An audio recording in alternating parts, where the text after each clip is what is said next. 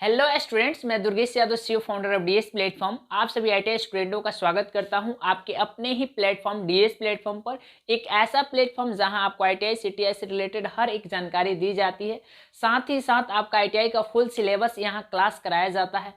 और मैं एक न्यू शुरुआत कर रहा हूँ आप सभी आईटीआई स्टूडेंटों के लिए, जो आप आईटीआई बेस पे किसी भी गवर्नमेंट जॉब की तैयारी कर रहे हैं या आप आईटीआई की तैयारी मतलब आईटीआई में पढ़ रहे हैं, अपनी एग्जाम की तैयारी कर रहे हैं, तो ये वीडियो एक एक ये जो प्लेलिस्ट हम तैयार किए हैं new feature full theory course, ये प्लेलिस्ट में आपको बहुत ज़्यादा हेल्प मिलेगा आपकी तैयारी करने में। चाहे आप एलपी के लिए तैयारी कर रहे हैं, है ना, डीआरडीओ के लिए कर रहे हैं या इसरो के लिए, यानी आईटीआई बेस पे किसी भी गवर्नमेंट जॉब की आप तैयारी कर रहे हैं, तो ये वीडियो आपको कहीं ना कहीं बहुत ज़्यादा हेल्प करने वाला है। चलिए हम लोग चैप्टर वाइज पढ़ेंगे, है ना, जितना लेक्चर आएगा उतना लेक्चर देखेंगे। सबसे पहले हम स्टार्ट करते हैं फाइल क्या है? एक हैंड कटिंग टूल है ना। फाइल क्या है? एक हैंड कटिंग टूल है। और फाइल से ये स्टार्ट करते हैं, जिसमें आज हम लेक्चर 1 को कराएंगे, ठीक है। इसके बाद लेक्चर 2, लेक्चर 3, इसी तरीके से new feature full theory course का प्लेलिस्ट बन चुका है। आप उसमें जाकर एक एक वीडियो को देखते चलिएगा, ठीक है। तो चलिए बिना देरी किए स्टार्ट करते हैं। सबसे पहले तो आपको समझना चाहिए कि ये जो आप देख रहे हैं ये क्या है? फाइल है। ये रेती है, जिसको हम हिंदी में रेती कहते हैं, इंग्लिश में इसको फाइल कहा जाता है। आप लोग सभी कोई अपने अपने घरों में देखे होंगे, है ना। आप लोगों के घर जैसे ये चारा कल होता है ना, चारा मतलब लेदी काटने वाला, तो उसको मतलब उसको पिजाने के रूप में, है ना, धार तेज करने के रूप में इसका हम लोग प्रयोग देखे होंगे, है ना। बचपनों में अपने दादा के साथ या पापा वगैरह कराते होंगे, मतलब तेज करते होंगे धार, तो हम लोग जरूर देखे होंगे। अब इसके बारे में हम बात करते हैं और भी, ठीक है ना। तो इसके पार्ट्स के बारे में बात करते हैं। तो ये जो आप दिखाई दे रहा है, ये जो आपको पार्ट दिखाई दे रहा है, इसको हम कहते हैं टैंग। ये जो है ये टैंग होता है, ठीक है। और ये जो होता है, ये जो ये शोल्डर होता है, और ये जो पॉइंट होता है ये हिल होता है। और इसके फेस पर ये दांतें कटी होती है, इसके फेस पर जो है दांतें कटी होती है, ठीक है। और ये जो आप देख रहे हो ये इसका किनारा होता है। ये क्या होता है? इस फाइल का किनारा, इसको हम कहते हैं। और ये जो हो ये क्या है? टिप है। ये क्या है? टिप है। टिप और point, tip tap point toe भी कहते हैं इसको, ठीक है। और कभी भी ना फाइल की जो लंबाई हम लेंथ लेते हैं, लेंथ ऑफ फाइल, वो हम हिल से पॉइंट तक की दूरी को कहते हैं, ठीक है ना। हिल से ये पॉइंट है और ये हिल से के दूरी के बीच की दूरी को हम क्या कहते हैं? फाइल लेंथ कहते हैं। ये चीज समझ में आ रहा है, ठीक है। और यहाँ पूछा जाता है, इस पर देखो, ये इसका फेस है ना, फेस पर दांतें कटी होती है, डबल कट और सिंगल कट दोनों में कटी होती है, ठीक है ना। आगे हम बात करेंगे एक एक पॉइंट के बारे में, ठीक है ना। ये डबल कट और सिंगल कट दोनों में पाए जाते हैं, मतलब कटे होते हैं इस पर दांत। और ये कई बार एग्जाम में पूछा जाता है, जैसे ये हिल है, ये रेती का क्या है? ये हिल है। क्या है बाबू? हिल है ना। तो कई बार पूछा गया है कि रेती के किस भाग पर, है ना, रेती के किस भाग पर कंपनियों का नाम स्टम्प रहता है, माने छपा रहता है, तो कहाँ रहता है? हिल पर रहता है। याद रखिएगा, हिल पर रहता है। और इसमें एक चीज और भी पूछा जाता है कि रेती के किस भाग को छोड़कर हार्ड एवं टेम्पर्ड करते हैं। तो रेती इस टैंक को छोड़कर हार्ड एवं टेम्पर्ड करते हैं। अब इसको हार्ड एवं टेम्पर्ड क्यों नहीं करते हैं, आगे हम बात करेंगे, क्योंकि ये हैंडल में फिट होता है। यदि इसको हार्ड कर दे तो हैंडल को फटने का डर रहता है, ठीक है। इसलिए हार्ड एवं टेम्पर्ड इसको हम लोग नहीं करते हैं। ये चीज समझ में आ रहा है, ठीक है। और इसको देखा जाए तो एक मुख्य हैंड कटिंग टूल है, इसके बारे में और समझते हैं। ये मुख्य हैंड कटिंग टूल है। पहला पॉइंट इसका देखते हैं, तो ये क्या है? मुख्य हैंड कटिंग टूल है। यह एक मुख्य हैंड कटिंग टूल है। यह इसकी मटेरियल देखे, ये किस मेटल का बना है? तो ये हाई कार्बन स्टील का बना होता है, HCS, हाई कार्बन स्टील। अब ये HCS क्या होता है? जो स्टील है, कार्बन के परसेंटेज के अकॉर्डिंग अलग अलग टाइप में बांटा गया है। जैसे 0.15% जिसमें से लेकर 0.15% से लेकर 0.3% तक जिसमें कार्बन रहता है, उसको हम लो कार्बन स्टील कहते हैं, LCS, लो कार्बन स्टील। या इसी का दूसरा नाम है माइल्ड स्टील, इसी को हम माइल्ड स्टील भी कहते हैं, है ना, माइल्ड स्टील भी कहते हैं, ठीक है। और जिसमें जो कार्बन की परसेंटेज 0.3% से लेकर 0.6% तक रहता है, इसको हम कहते हैं medium carbon steel, medium carbon steel. और जिसमें 0.6% से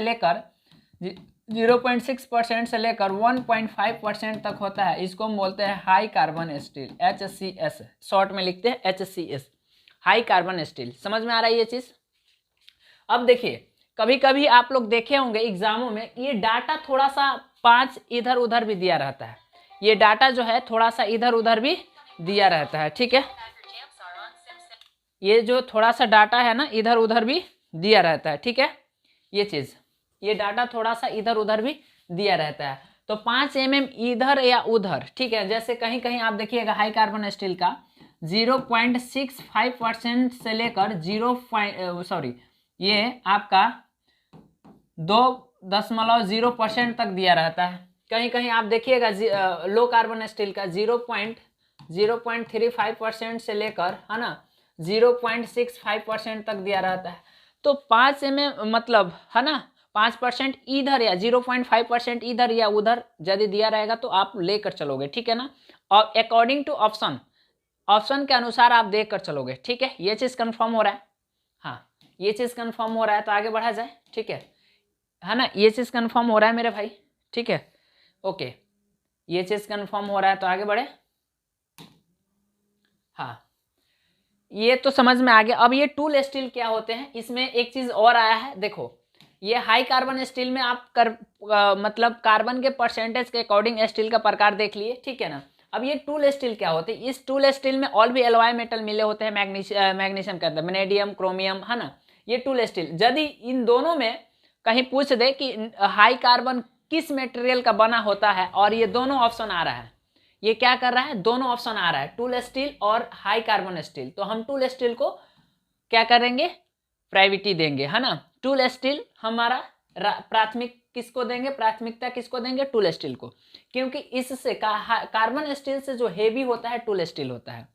और लगभग जितना भी मैनुअली हम लोग कटिंग टूल बनाते हैं, जैसे चीजल हो गया, पंच हो गया, है ना, वो हाई कार्बन स्टील के ही बने रहते हैं, है ना। किस चीज का, हाई कार्बन स्टील का ही बने रहते हैं, ठीक है। इतना चीज क्लियर हो रहा है। अब देखिए अगला पॉइंट कहता है कि फाइलिंग अलाउंस प्रायः 0.02 mm से लेकर 0.5 mm तक रखा जाता है। फाइलिंग अलाउंस 0.02 mm से लेकर 0.5 mm तक रखा जाता है, यानी मिनिमम देखें 0.02 mm से लेकर और मैक्सिमम 0.5 mm तक धातु को हम इससे काट सकते हैं। आदर्श रूप से देखा जाए तो हम 0.5 mm तक धातु यदि हटाना है, जैसे ये हमारा जॉब है, ठीक है ना, ये हमारा कोई जॉब है, कितना है, 40x40 का है। मान लीजिए ये भी 40 है और ये भी 40 है, और इसको हम हेक्सा से काटे हैं, तो एक्यूरेट 40x40 का कटेगा क्या, नहीं कटेगा ना। एक इधर देखिए थोड़ा सा इस तरीके से बर इस पर आ ही जाता है, तो इसको मतलब 0.5 mm तक इसको आदर्श आइडियल रूप से देखें तो 0.5 mm तक इसको घस कर हटा सकते हैं। चाहे इससे अधिक है तो दूसरा ऑपरेशन करेंगे, फाइलिंग नहीं करेंगे, क्योंकि फाइलिंग करने में ज़्यादा बल मतलब ज़्यादा समय भी लगता है ना, है ना, ज़्यादा समय लगता है। इसलिए इसकी मन आइडियल रूप से देखें तो 0.5 mm इसकी 0.02 mm से लेकर 0.5 mm तक इसकी फाइलिंग अलाउंस कहा जाता है। यानी मिनिमम से मैक्सिमम कितना हम धातु हटा सकते हैं वो फाइलिंग अलाउंस कहलाता है। लेकिन हम लोग प्रैक्टिकल में हम लोग को क्या होता है, वर्कशॉप में हम लोग के साथ टीचर लोग कहते हैं हटाओ भाई 2-2 mm हटाओ, 1-1 mm हटाओ, तो हम लोगों को वहां तैयार किया जाता है ताकि आप कंपनी में जाओ तो छोड़कर भागो नहीं, ठीक है ना। हम लोगों को वहां 8 घंटा एकदम खड़ा रहने का क्या दिया जाता है, ताकत दी जाती है कि 8 घंटा काम करना है आपको। समझ में आया, ये चीज मेन उद्देश्य वो चीज होता है, ठीक है। ये पॉइंट समझ गए। तो फाइलिंग आइडियल रूप से फाइलिंग अलाउंस यदि कहीं पूछ दे कि फाइलिंग अलाउंस रखा जाता है तो आइडियल रूप से ये याद रखिएगा, ना कि आपके वर्कशॉप में जो टीचर बताते हैं 2-2 mm घस दो भैया, तो वो नहीं रखना है, ठीक है, ये चीज। अब देखो टैंक को छोड़कर बाकी भाग हार्ड एवं टेम्पर्ड होते हैं। ये टैंक जो है इसको छोड़कर बाकी भागों को हार्ड एवं टेम्पर्ड किया जाता है। अब ये हार्ड और टेम्पर्ड क्या होता है आगे समझेंगे। सबसे पहले समझ लो, जैसे हार्ड कर देंगे, ये इस पर दांते कटे होते हैं, इसके फेस पर क्या कटे होते हैं, दांते कटे होते हैं, तो ये दूसरी धातु को काटेगा, तो ये यदि हार्ड नहीं रहेगा तो ये खुद घिस जाएगा। इसलिए इसको हार्ड एवं टेम्पर कर देते हैं ताकि दूसरी धातु को अच्छे से कटाई कर सके और जल्दी घिसे नहीं। इतना समझ में आ रहा है पॉइंट, ठीक है। अब आगे समझते हैं ये हार्डनिंग और टेम्परिंग क्या होता है, ठीक है। रेती के दांतों को हार्ड करने की 2 विधि होती है, हार्डनिंग और टेम्परिंग।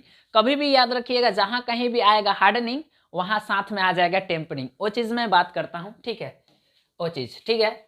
जैसे स्टील होते हैं, स्टील में ये जो इसके स्ट्रक्चर होते हैं छोटे छोटे छोटे छोटे इस तरीका से, है ना, इसके स्ट्रक्चर एकदम छोटे छोटे छोटे छोटे छोटे छोटे।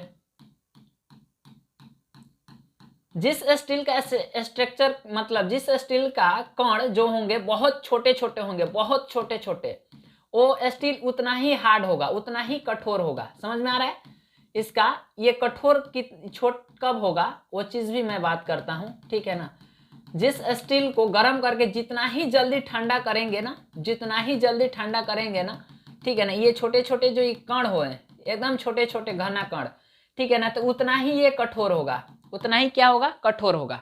जैसे ये स्टील का स्ट्रक्चर है, ठीक है, यदि स्टील के कण जितने ही छोटे छोटे होंगे वो उतना ही हार्ड होगा। ये हार्ड कैसे होता है, किसी भी स्टील को गर्म करके जितना ही जल्दी हम ठंडा करेंगे उसके कण उतना ही जल्दी, उतना ही क्या होते हैं, छोटे छोटे कण होते हैं। जब छोटे छोटे कण होंगे तो क्या होगा, वो हार्ड ज्यादा होगा, हार्ड क्या होगा, ज्यादा होगा। ये चीज समझ में आ रहा है, ये चीज है ना, हार्ड क्या होगा, ज्यादा होगा। और किसी स्टील को गर्म करके धीरे धीरे ठंडा करते हैं तो उसके जो कण होते हैं बड़े बड़े होते हैं, तो वो थोड़ा सा मुलायम होता है, वो क्या होता है, मुलायम हो जाता है ना। जो बड़े बड़े कण होते हैं वो मुलायम हो जाते हैं, ठीक है। हालांकि ये चीज हार्डनिंग और टेम्परिंग हीट ट्रीटमेंट चैप्टर का टॉपिक है, लेकिन आगे जब भी हम पढ़ाएंगे, अभी चीजल पढ़ाएंगे, ठीक है ना, पंच पढ़ाएंगे, वहां हर एक टर्म हार्डनिंग और टेम्परिंग आएगा, हार्डनिंग और टेम्परिंग आएगा। तो ये शब्द बार बार आएगा, इसलिए इस शब्द को यहीं हम क्लियर बहुत अच्छा तरीका से समझ लेते हैं ताकि ये बार बार आपको दिमाग में माने खटके नहीं, है ना, इस चीज को। अब ये हार्डनिंग क्या होता है इस चीज को समझते हैं। सबसे पहले तो टेम्परेचर रेंज समझते हैं। जैसे स्टील को हम गर्म करते हैं तो इसके स्ट्रक्चर में बदलाव कब स्टार्ट हो जाता है, तो टेम्परेचर रेंज देखें तो 723 degree 723 degree lower critical 723 degree Celsius lower critical temperature कहते हैं। Lower critical temperature 723 degree Celsius. अब लोअर क्रिटिकल टेम्परेचर क्या होता है, मतलब गर्म करने के बाद 727 डिग्री सेल्सियस तक इसको गर्म करेंगे तो इसके इंटरनल जो स्ट्रक्चर है इसमें बदलाव होना स्टार्ट हो जाएगा, ठीक है, बदलाव होना स्टार्ट हो जाएगा, वह लोअर क्रिटिकल टेम्परेचर कहलाता है। जिस टेम्परेचर पर स्टील के इंटरनल स्ट्रक्चर मतलब इसके कण में बदलाव होना स्टार्ट हो जाता है वह लोअर क्रिटिकल टेम्परेचर कहलाता है। लोअर क्रिटिकल टेम्परेचर कितना होता है, 723 डिग्री सेल्सियस होता है। समझ में आ रहा है ये चीज। अब समझते हैं अपर क्रिटिकल टेम्परेचर। अपर क्रिटिकल टेम्परेचर ये 800 डिग्री सेल्सियस होता है अपर क्रिटिकल टेम्परेचर। ये डिपेंड करता है कार्बन के परसेंटेज पर भी। जिस स्टील में कार्बन की परसेंटेज ज्यादा रहे तो अपर क्रिटिकल टेम्परेचर बढ़ भी जाता है, ठीक है। तो इसमें क्या होता है, ये अपर क्रिटिकल टेम्परेचर क्या होता है, अपर क्रिटिकल टेम्परेचर होता है कि इसके कण में बदलाव होना बंद हो जाता है। कण में बदलाव होना धीरे धीरे धीरे धीरे मतलब परिवर्तन होना क्या होना बंद हो जाता है, ठीक है। तो ये इतना रेंज डिग्री सेल्सियस देंगे तो इसमें कण में परिवर्तन होना बंद हो जाएगा। याद रखना है कि ये कार्बन के परसेंटेज पर भी डिपेंड करता है, स्टील के कार्बन के परसेंटेज पर भी डिपेंड करता है, ठीक है ना। अब हार्डनिंग की प्रोसेस क्या करते हैं, हार्डनिंग की प्रोसेस क्या करते हैं, हार्डनिंग की प्रोसेस करते हैं क्या, स्टील को अपर क्रिटिकल टेम्परेचर यानी अपर क्रिटिकल टेम्परेचर कितना है 800 डिग्री सेल्सियस है। अपर क्रिटिकल टेम्परेचर से 20 से 30 डिग्री अधिक सेल्सियस गर्म करते हैं, यानी हम सीधे सीधे बोले तो 820 डिग्री सेल्सियस या 830 डिग्री सेल्सियस तक इसको गर्म करते हैं। गर्म करने के बाद इसको क्विंचिंग मीडिया में डालकर क्या करते हैं, डालकर छोड़ देते हैं ठंडा होने के लिए। अब ये क्विंचिंग मीडिया क्या होता है, समन्वयन माध्यम क्या होता है। देखिए अलग अलग टाइप के क्विंचिंग मीडिया होते हैं। ब्राइन सॉल्यूशन, क्या बोले, ब्राइन सॉल्यूशन ये सबसे शुद्ध सबसे अच्छा जो क्विंचिंग मीडिया होता है, ठंडा करने का माध्यम जो होता है ब्राइन सॉल्यूशन होता है। ब्राइन सॉल्यूशन कुछ नहीं है, ये पानी और नमक का घोल है जिसको हम लोग ब्राइन सॉल्यूशन कह रहे हैं। समझ में आ रहा है ना। तो इसमें यदि सबसे जल्दी ठंडा किसमें होता है तो ब्राइन सॉल्यूशन में, ठीक है ना। हवा भी आपका क्या है, क्विंचिंग मीडिया है। वायल भी क्या है आपका, क्विंचिंग मीडिया। वायल में मोबिल वगैरह ये सब क्या है, क्विंचिंग मीडिया। पानी भी, वाटर भी क्या है आपका, क्विंचिंग मीडिया है। समझ में आ रहा है। तो सबसे शुद्ध जो होता है, सब पूछा जाता है सबसे उत्तम क्विंचिंग मीडिया तो ब्राइन सॉल्यूशन होता है, ठीक है। ये चीज पॉइंट को याद रखिएगा, ठीक है। तो ब्राइन सॉल्यूशन में डाल दीजिए या तेल में डाल दीजिए चाहे पानी में डाल दीजिए ठंडा होने के लिए। जितना ही जल्दी ये ठंडा होगा वो उतना ही हार्ड होगा। स्टील जितना ही जल्दी ठंडा होगा उतना ही ये हार्ड होगा। तो ये हार्डनिंग का प्रोसेस था। फिर एक बार सुन लीजिए, हार्डनिंग का प्रोसेस क्या करते हैं। स्टील को अपर क्रिटिकल टेम्परेचर से 20 से 30 डिग्री अधिक सेल्सियस गर्म करते हैं। गर्म करने के बाद इसको क्विंचिंग मीडिया में डालकर छोड़ देते हैं ठंडा होने के लिए। ठीक है, जब देखिए इस पर क्या होता है ना, जब ये क्या होता है, हार्ड हो जाता है, तो इस पर एक हार्ड होने के साथ साथ एक गुण भी आ जाता है, टेम्परिंग हो, मतलब इस पर भंगुरता का गुण आ जाता है। भंगुरता का गुण क्या होता है कि अचानक आने वाला लोड को सहन नहीं कर सकता है। भंगुरता, जिस स्टील में, जिस मेटल में भंगुरता का गुण आ जाए वो अचानक आने वाला लोड सहन नहीं कर सकता है। जैसे फाइल है, फाइल को अचानक हाथ से छूट जाए तो वो टूट जाएगा, यदि भंगुरता का गुण उसमें रहेगा तो टूट जाएगा। इस तरीके से इसको दूर करने के लिए हम लोग क्या करते हैं, टेम्परिंग करते हैं। इसको दूर करने के लिए हम लोग क्या करते हैं, टेम्परिंग करते हैं। समझ में आ रहा है। टेम्परिंग दो टाइप से होती है, एक सिंगल हीटेड है ना, सिंगल हीटिंग, एक डबल हीटिंग। ठीक है ना। सिंगल हीटिंग में क्या करते हैं, सिंगल हीटिंग में क्या करते हैं, इसको 820 डिग्री सेल्सियस से 830 डिग्री सेल्सियस, मतलब वही अपर क्रिटिकल टेम्परेचर से 20 या 30 डिग्री अधिक सेल्सियस गर्म करते हैं। गर्म करने के बाद, इसको गर्म करने के बाद क्या करते हैं, पानी में डालकर, यानी क्विंचिंग मीडिया में डालकर, पानी में डालो या ब्राइन सोल्यूशन में डालो, यानी सीधे सीधे बोले तो क्विंचिंग मीडिया में, क्विंचिंग मीडिया में डालकर निकाल लेते हैं। तो ये सिंगल हीटेड कहलाता है टेम्परिंग। ठीक है ना। इससे क्या होता है कि इस पे जो भी कठोर, मतलब करते समय, हार्डनिंग करते समय जो भी इस पर भंगुरता का गुण आया है, भंगुरता का गुण आया है, वो हट जाता है। ठीक है। और डबल, ये सिंगल हीटेड में क्या करते हैं, फिर से एक बार सुन लीजिए। सिंगल हीटिंग टेम्परिंग में क्या करते हैं, अपर क्रिटिकल टेम्परेचर से 20 से 30 डिग्री अधिक सेल्सियस को गर्म करते हैं और गर्म करने के बाद इसको क्विंचिंग मीडिया में डालकर निकाल लेते हैं। तो इसे सिंगल हीटेड कहते हैं। और डबल हीटिंग में क्या करते हैं, डबल हीटिंग में क्या करते हैं, इसको क्या करते हैं, जैसे हम लोग हार्डनिंग का प्रोसेस अपनाते हैं, हार्डनिंग का प्रोसेस अपनाते हैं वैसे ही अपनाएंगे एक बार, फिर दोबारा क्या करेंगे, इसको अपर क्रिटिकल टेम्परेचर यानी लोअर क्रिटिकल टेम्परेचर से लगभग 200 डिग्री सेल्सियस या 300 डिग्री सेल्सियस तक कम गर्म करते हैं, यानी 400 450 डिग्री सेल्सियस तक गर्म करके इसको क्विंचिंग मीडिया में डालकर निकाल लेते हैं। तो ये डबल हीटेड मेथड टेम्परिंग कहलाता है। ठीक है। इस तरीके से इसका भंगुरता का गुण को हम दूर करते हैं। ये समझ में आया। हालांकि ये टॉपिक जो है आगे हम लोग हीट ट्रीटमेंट में भी बहुत अच्छा तरीका से पढ़ेंगे। ये चीज समझ में आ गया होगा। ठीक है। अब समझते हैं आगे, रेती की हार्डनेस जांच करने की विधि। ठीक है। रेती कितना हार्ड है इसकी जांच करने की विधि, जैसे रेती की हम हार्डनेस, चाहे किसी मेटल की हम हार्डनेस किस में बताते हैं, एचआरसी में बताते हैं। यानी एचआरसी कुछ नहीं, हार्डनेस रॉकवेल है ना, हार्डनेस रॉकवेल स्केल सी है। ठीक है। तो अलग अलग मेटल का अलग अलग हार्डनेस होता है, उसकी जांच करने की विधि क्या होती है। सबसे पहले ये तो मशीन के हम पार्ट्स के बारे में समझते हैं। ये जो आपको घड़ी की सुई की तरह दिख रहा है, ठीक है, घड़ी की तरह दिख रहा है, इसको कहते हैं हार्डनेस नंबर इंडिकेटर। ठीक है ना, हार्डनेस नंबर इंडिकेटर। इसमें देखा जाए तो दो टाइप के स्केल होते हैं, एक स्केल सी होता है, जो ये ब्लैक ब्लैक ब्लैक दिख रहा है, ये सब स्केल सी है, और ये जो रेड रेड दिख रहा है ये सब स्केल बी है। और स्केल सी का प्रयोग हम हार्ड मेटल के लिए करते हैं और स्केल बी का प्रयोग हम सॉफ्ट मेटल के लिए करते हैं। आगे सारा चीज हम बताने वाले हैं। ठीक है, ये चीज।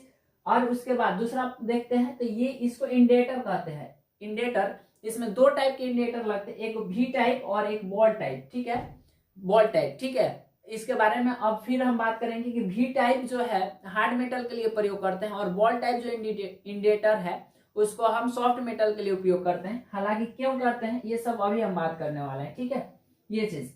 ओके, एक मिनट तुम हटो भैया। हाँ, ठीक है, ये चीज। और इसको हम कहते हैं हैंड व्हील। ठीक है ना, जॉब को रहकर इसके पास ले जाने के लिए इसको हम रोटेट कराते हैं तो इसके पास जाता है। और ये होता है लोड शिफ्टर, है ना, इस पर अलग अलग लोड शिफ्टर रेंज दिया रहता है, इसी से हम लोड अप्लाई करते हैं। ठीक है ना, ये मेरा हैंड व्हील होता है और ये लोड अप्लाई, जब लोड देते हैं तो यहाँ से अप्लाई कर देते हैं। ठीक है, ये चीज यहाँ समझते हैं इसको हम। ठीक है ना, एक एक पॉइंट को समझते हैं। जैसे देखिए रॉकवेल हार्डनेस टेस्टिंग मशीन है ये। ठीक है, इसके पार्ट्स के बारे में हम लोग जान लिए। अब रेती की हार्डनेस जो होती है 60 से 64 एचआरसी होती है। क्या करते हैं, ये चीज समझिए, ये जो रेती रहता है, रेती, ठीक है ना, ठीक है ना, उसको क्या करते हैं, यहाँ रखकर हैंड व्हील से नचाकर इसके पास ले जाते हैं, पास ले जाते हैं, तो यहाँ लोड रेंज अप्लाई करते हैं। हार्ड मेटल है, हार्ड मेटल के लिए HRC का फुल फॉर्म होता है हार्डनेस ड्रॉपल scale C। Use for hard steel, hard steel के लिए लोड रेंज कितना देते हैं, 10 kgf, 10 kilogram force. 10 kilogram force जो है हम मिनिमम, ये हमारा मिनिमम है ना, मिनिमम लोड रेंज अप्लाई है, मिनिमम लोड रेंज, और ये मैक्सिमम लोड रेंज, ठीक है ना। यानी इससे हम 150 दे देते हैं, 150 kgf, और 10 kgf जो है हाथ से ही हम इसको हाथ से ही देते हैं। और ये कैसे पता चलता है, तो एक यहाँ और इंडिकेटर रहता है, ठीक है ना, और यहाँ रेड में रहता है, ये सुई जो है घूमकर इस रेड के पास आ जाती है, तो हमको पता चल जाता है, ठीक है ना। जब हम इसको उठाएंगे तो ये आकर थोड़ा धसेगा ना, ये धसेगा, तो इसे ये जो है सुई जाकर रेड पर चला जाएगा, तो इसे ये समझ में आ जाता है कि हम अपने पास से 10 किलोग्राम फोर्स लोड अप्लाई कर दिए। अप्लाई करने के बाद हम क्या करते हैं, यहाँ से आपको 150 kgf, kilogram force load range दे देते हैं। लोड रेंज देने के बाद यहाँ से लोड अप्लाई कर देते हैं, ठीक है, यहाँ से लोड अप्लाई करते हैं। तो ये जो है, अब इस चीज को यहाँ समझने की बारी आई है, ठीक है। ये चीज जो है एंटी क्लॉकवाइज, ये जो है सुई C वाली एंटी क्लॉकवाइज एक बार इधर आती है, और फिर जैसे ही लोड हम यहाँ से हटाते हैं तो ये फिर एक बार घूमकर इस तरीके से इधर आती है। तो एक बार हम किए तो 60 पर आकर रुकी, फिर वही चीज दोबारा किए तो कहाँ जाकर रुका, 61 पर, 62 पर, 63 पर, मतलब इसी तरीके से अलग अलग अप्लाई करके देखे तो 60 से 64 के बीच आकर रुक रहा था, है ना। लोड जब हटा रहे थे 60 से 64 के बीच आकर रुक रहा था। तो इससे यह पता चलता है कि फाइल की हार्डनेस जो होती है 60 से 64 HRC होती है। ये समझ में आ गया। ये जो इंडिकेटर होता है ये V टाइप होता है। क्या होता है, V टाइप। हार्ड मेटल के लिए V टाइप करते हैं, सॉफ्ट मेटल के लिए बॉल टाइप करते हैं। ये समझ में आया, ठीक है ना। इसका टूल पॉइंट जो होता है, टूल पॉइंट डायमंड होता है। एंगल देखेंगे तो 120 डिग्री का होता है। ये V टाइप में रहेगा तो ये 120 डिग्री का रहेगा ना, ठीक है, 120 डिग्री। HRC रेंज इसका 0 to 100 नंबर। ये इसमें देखेंगे तो 0 से लेकर कहां तक, ये 100 नंबर लिखा रहता है, ठीक है। ये स्केल C पर, ठीक है, ये चीज। अब आते हैं सॉफ्ट मेटल के लिए। सॉफ्ट मेटल के लिए आते हैं तो HRB, ये B वाला सब दिखाई दे रहा है, ये B वाला है, ठीक है ना। हार्डनेस रॉकवेल स्केल B, ठीक है ना। Is for soft metal, example mild steel, aluminium, copper. Tool इसका पॉइंट देखेंगे, इसका टूल पॉइंट, तो ये हार्ड स्टील बॉल रहता है, बॉल टाइप रहेगा, हार्ड स्टील का बना रहता है। और ये V टाइप रहता है, वो डायमंड का बना रहता है। उसका एंगल कितना होता है, 120 डिग्री। तो हार्ड मेटल के लिए यूज करते हैं हम, ठीक है। इसका लोड रेंज कितना देते हैं, तो 10 किलोग्राम फोर्स से लेकर 100 किलोग्राम फोर्स, ठीक है। अब इसमें HRB रेंज, जैसे ये 0 से लेकर कहां तक था, 100 तक, और ये 0 से लेकर 130 नंबर तक। आप कहोगे सर यहाँ तो 100 नंबर तक नहीं दिया गया है, यहाँ तो 0 से 80 नंबर तक ही। तो मतलब इसमें 80 नंबर, और भी सारी मशीनें हैं जिसमें जो है 130 तक जाता है, ठीक है ना, 130 तक, ठीक है। आज के लेक्चर में इतना ही, फिर मिलेंगे आपको लेक्चर 2 में। तब तक के लिए सभी स्टूडेंटों को जय हिंद।